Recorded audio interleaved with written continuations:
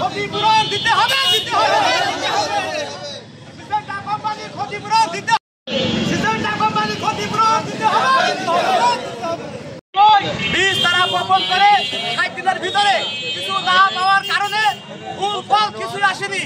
আমাদের সাধারণ কৃষকরা তারা আজকে খেটে খাওয়া মানুষ বিভিন্ন কষ্ট করে তারা আজকে এই ফুলকপি চাষাবাদ করেছিল।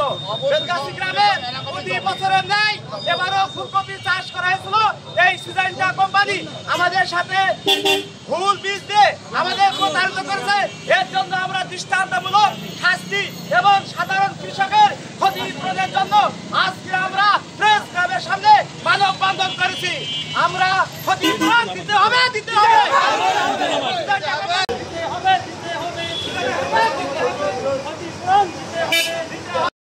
ক্ষতিপূরণ দিতে হবে, দিতে হবে।